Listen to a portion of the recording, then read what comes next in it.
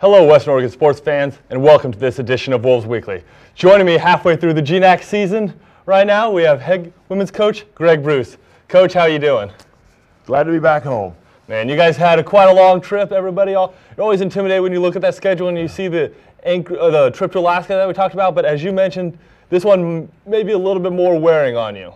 Well, people don't realize it's hard to get to Billings and out of Billings. Much more difficult than any place we play.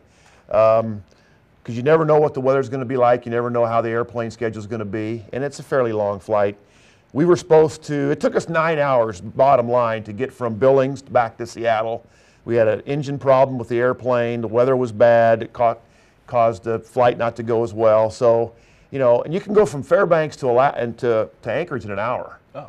So it's much more difficult to me, that flight, than it is playing in the Alaska schools. Well, just always interesting, though. Just when you look at the schedule, you're like, oh, Seattle, make a trip easy. But you guys went over to Billings this week. Your first non-winning weekend of the GNAC season, which actually speaks pretty well at the same time of where you've brought this program from. But at the same time, got off to a little bit of a slow start there at Billings. Making some good adjustments there in the second half, but maybe just got a little bit too far behind at halftime to come back on that one. You think being down 28-4 was a little bit too much? Yeah. No, it was unfortunate. We kind of knew we were going into what I call the perfect storm situation.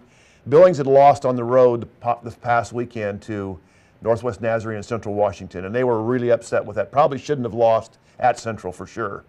And I knew their coach was going to be on them and in them the whole week of practice.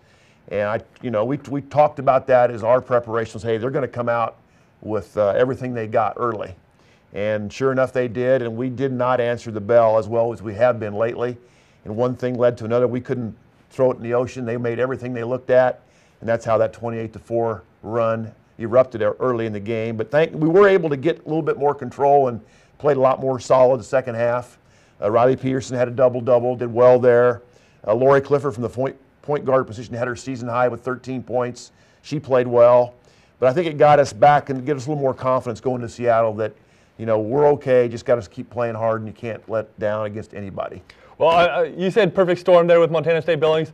Not going to say it that way, but you kind of ran into another perfect storm there at Seattle Pacific. That team had gone 79-1 in their first 80 home GNAC games. They lose 2 weeks ago to Anchorage. It is. Billings, actually. To Billings, and then they lose to St. Martin's right before they come in there. So you kind of kicked the hornet's nest a little bit. The other teams did and made you walk right into it there. Yeah, you're right there. But I was really happy with it. I know we lost the game to Seattle, but I was really happy with our effort. I thought we battled from the opening tip. We were in the game. We were never out of it. They got a little bit of a lead. We would come back. They'd get a little bit of a lead. We would come back. And we fought that game the whole way. We played like we had played early in the GNAC schedule, which was something I was hoping for. We battled. We played against a very good team, number 20 in the country, with big players, experienced players, a lot of seniors, and we stayed with them. You know, we didn't shoot free throws well. I thought that really hurt us a little bit. They outscored us by 7 from the free throw line in a 10-point game, and they killed us on the offensive boards. But other than that, we kept our turnovers down because they probably play the best man defense in the conference, bar none. And, you know, for us, sometimes we're a little suspect handling the ball.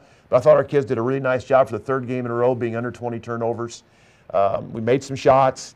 You know, it's just a good, hard, competitive game against a very good team. And you did get some good performances individually there. Got some of that leadership again. Riley Peterson gets her 5th double-double this season, 2nd most in the conference this year. Nice little surprise from her. A great season. Sarah Zoller comes through, has 16 points, kind of her staple of her game, hits 4 three-pointers out there. Yeah, they both played well. Sarah did not play well up in Billings. She dinged her elbow early last week in practice and kind of bruised her shooting elbow, and that was like a concern. She missed some practice time, and you know, I don't know if that was what bothered her at Billings as much as their defense, but it's probably in the back of her mind. But I was glad that she was able to assert herself again at SPU and break out of it, because we need her input, obviously, as a senior, plus especially the way she can shoot the ball. We got to have that outside shot. Well, as we talk about it, you've been able to be on a couple shows with us this year, but man, does time fly by. I mean, right now, we're halfway through the GNAC season. You guys are right now 5-4 on the year, basically 2/3 of the way done with the regular season. I want to talk to you a little bit just about how competitive these GNAC standings have been this year. Basically, Western Washington has been able to jump out in front to an 8 They're 8-0 in conference right now, able to grab themselves a 2-game lead. But right after that, we have Seattle Pacific, Alaska Anchorage, St. Martin's, Northwest Nazarene, Billings, and Western Oregon. You guys are 1.5 games within second place. That's 6 teams, 1.5 games. How does it really get that tight? How is that? Well, wow. maybe a little more parity than has been in the GNAC. I'm not sure, but it's nice. This is the best that Western Oregon has ever been. They've never been above 500 halfway through the GNAC in the program's history at the Division II level. So hopefully that speaks volumes about where we've come, and hopefully we're not just going to stop there. We're going to continue to play really good the second half. But there's going to be a lot of really competitive games. We're in that 4-way tie for 4th place right now with Northwest Nazarene, who we've already beaten, St. Martin's, who we've already beaten, and Billings, who we just lost to. Anchorage is 3 losses. They're a half a game ahead of us. Seattle's 2 losses. They're a game ahead of us. And like you say, there's going to be some interesting basketball played down the stretch. Thank goodness we have 5 of our 9 games are home, which is nice. We do have a couple weeks where we play 3 games, which are going to be interesting to see how we can manage that. But what I like is we have all this week to get ready for St. Martin's, which is a huge game on Saturday, as everybody can probably figure out.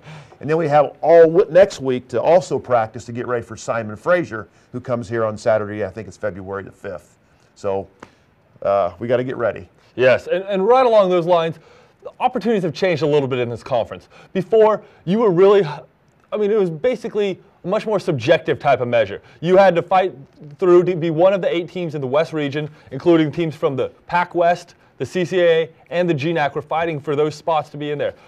They still have some subjectivity to it, but now all of a sudden the conference, the GNAC has instituted a conference playoff.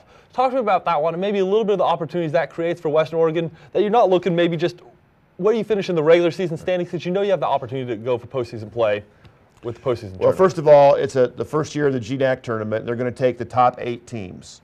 And it works like this: 1, 2, 3, and 4 will host first-round games against 5, 6, 7, and 8.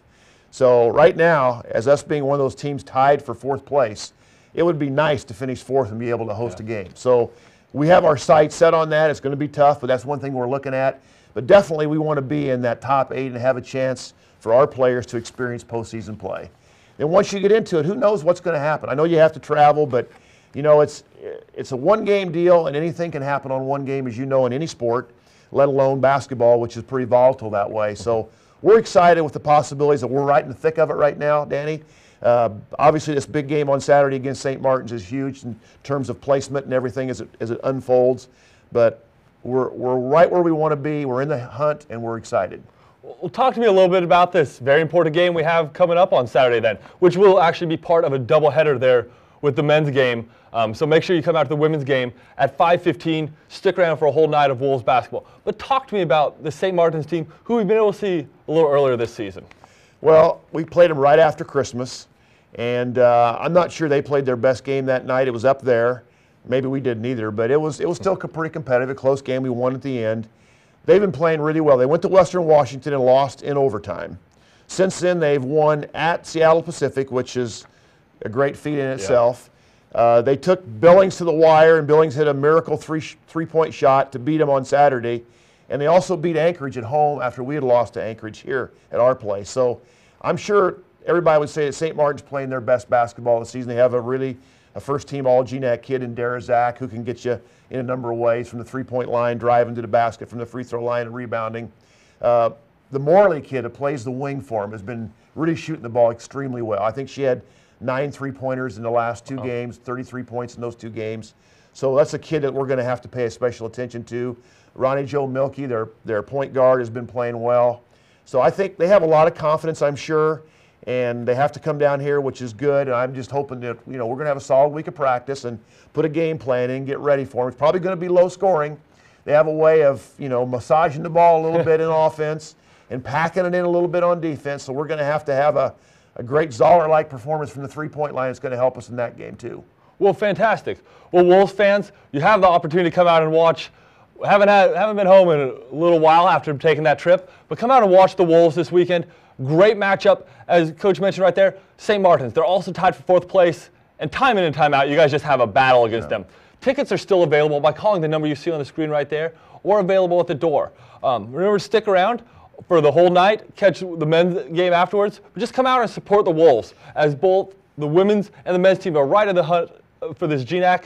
So come support the Lady Wolves and catch Coach Bruce and the rest of the women's team. Also, I don't want to interrupt, but I think it's military night, I believe. Thank you, Coach. Any person that wears a military uniform will be allowed in free, as we honor those people who have been fighting for our country for the last few years. We really appreciate their efforts, and we're glad that we're able to honor them at that particular game. We play at 5:15. The men, I believe, play at 7:30. And you also get, it's $2 admission if you are wearing a yellow ribbon to support the troops. Thank you, Coach Bruce, for that note, and thank you all for watching this edition of Wolves Weekly.